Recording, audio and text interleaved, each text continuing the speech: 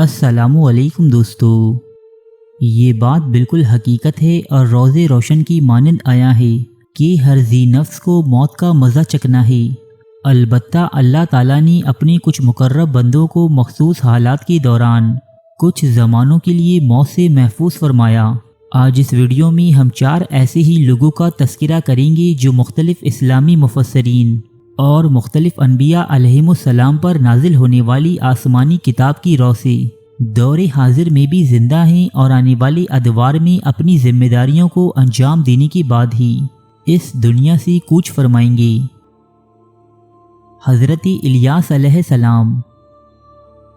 حضرت سلیمان علیہ السلام کی وفات کے بعد ان کے بیٹے رہوبام کے دور میں بنی اسرائیل کی سلطنت 2 حصوں میں بٹ چکی تھی۔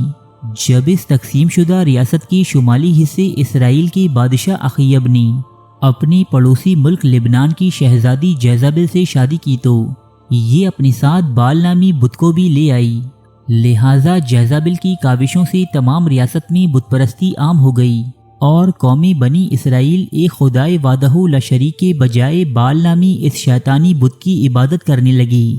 تب اللہ پاک نے اس قوم کی ہدایت کے لیے ایک جلیل القدر نبی حضرت الیاس علیہ السلام کو مبعوث فرمایا۔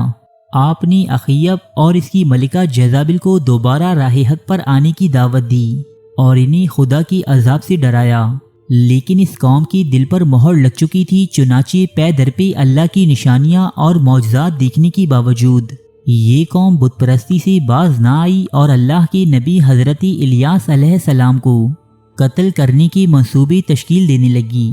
جب قومی بنی اسرائیل کسی صورت راہ راست پر آنے کو تیار نہ ہوئی، تب اللہ تعالیٰ نے اس قوم پر اپنا عذاب نازل کیا۔ سرحدوں پر بسنے والے وحشی قبائل نے بنی اسرائیل کی ریاستوں پر ایسے سخت حملے کیے کہ ان میں کوئی بھی مشرک باقی نہ رہا۔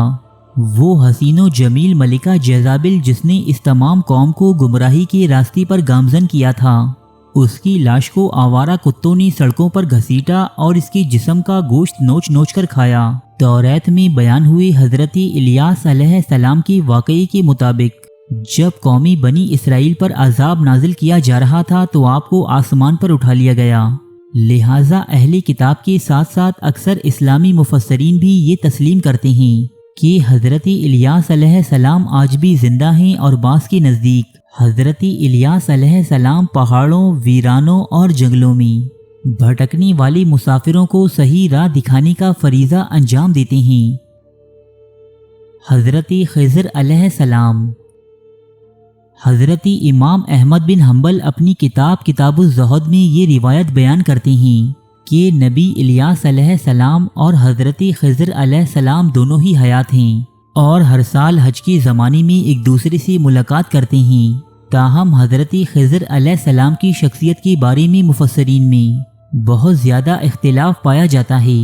کچھ انہیں اللہ کا ایک نبی کہتے ہیں تو کچھ ولی، اور کچھ انہیں ایک فرشتہ بھی قرار دیتے ہیں۔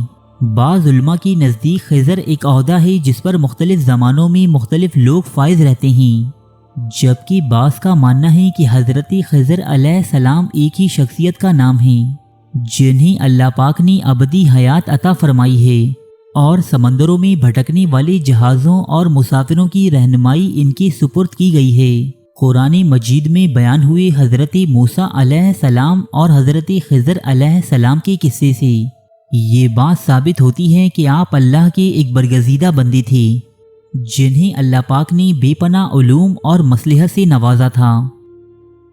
حضرت ہنوک یا حضرت ادریس علیہ السلام۔ تاریخ اسلام میں محققین و مفسرین کے 2 گروہ پائے جاتے ہیں۔ ان میں سے اکثر کا یہ ماننا ہے کہ حضرت ہنوک علیہ السلام اور حضرت ادریس علیہ السلام دونوں ایک ہی شخصیت کے نام ہیں جو حضرت آدم علیہ السلام کی 7ویں نسل سے تعلق رکھتے تھے، جبکہ کچھ لوگوں کا ماننا ہے کہ یہ دونوں ہی اللہ کے نبی ہیں اور الگ الگ شخصیات ہیں۔ حضرت ہنوک یا ادریس علیہ السلام حضرت نوح علیہ السلام کی پردادا اور حضرت متوشلہ علیہ السلام کے والد تھے۔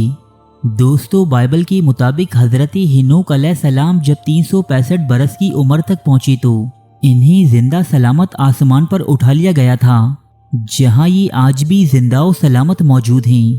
इंजील किताबी पैदाइश में ये दर्ज है।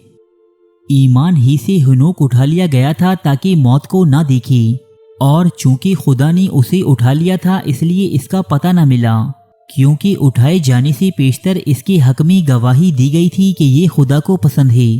ताहम कुरान मजीद से कबल नाजिल होने वाली आसमानी किताबों में बेशुमार तहरीफात के बाइस हम ये हतमी तौर पर कहने से कासिर हैं कि ये बात वाकई सच है, या फिर बेशुमार मनगढ़ंत अफसानों में से एक अफसाना। ताहम अहले किताब का यही मानना है कि हज़रत हेनोक अलैहिस्सलाम, जिन्हें मुसलमान हज़रत इदरीस अलैहिस्सलाम के नाम से पुकारते हैं, आज भी आसमानों पर बकीदे हयात हैं। हज़रत ईसा अलैहिस्सलाम। ईसा इब्ने मरियम अल्लाह के एक बरगज़ीदा नबी हैं जो मखलूक़ खुदा की हिदायत और रहबरी के लिए मबूस हुए। आप एक मुद्दत तक ज़मीन पर रहे और फिर आपको आसमान पर उठा लिया गया। कुर्बे क़यामत से कबल आप एक मर्तबा फिर नुज़ूल फरमाएंगे और शरीयत मोहम्मदी पर अमल करेंगे। कुरान और इस्लामी रिवायात के मुताबिक हज़रत ईसा अलैहिस्सलाम हज़रत इब्राहीम अलैहिस्सलाम की नस्ल से थे। जब आपने अपनी कौम को एक खुदाए वादहू ला शरीक की इबादत की तरगीब दी तो उस दौर के यहूदी उलमा आपके मुखालिफ हो गए और हुकूमत वक्त के साथ मिलकर आपको सलीब पर चढ़ाने का मंसूबा तश्कील दिया। ताहम इससे कबल कि आपको मसलूब किया जाता, अल्लाह के हुक्म से आपको जिंदा व सलामत आसमान पर उठा लिया गया और आपकी जगह इनमें से ही एक शख्स को हज़रत ईसा अलैहिस्सलाम का हमशक्ल बना दिया गया, जिसे यहूदियों ने हज़रत ईसा अलैहिस्सलाम समझकर मसलूब कर दिया। कुरान व अहादीस में हज़रत ईसा अलैहिस्सलाम को जिंदा व सलामत आसमान पर उठाए जाने से मुताल्लिक बहुत सा मवाद मौजूद हैं, जिसके मुताबिक हज़रत ईसा अलैहिस्सलाम आइंदा ज़माने में एक मर्तबा फिर तशरीफ़ लाएंगे और दज्जाल को शिकस्त से दोचार करने के बाद हुज़ूर अकरम सल्लल्लाहु अलैहि वसल्लम के करीब मदफून होंगे।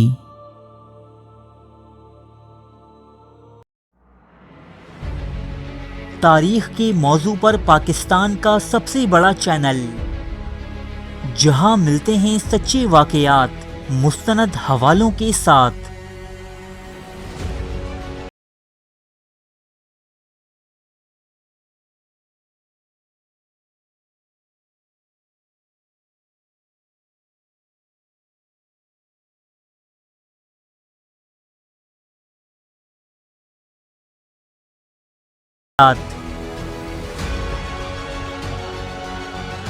कदीम और जदीद जंगों के अहवाल,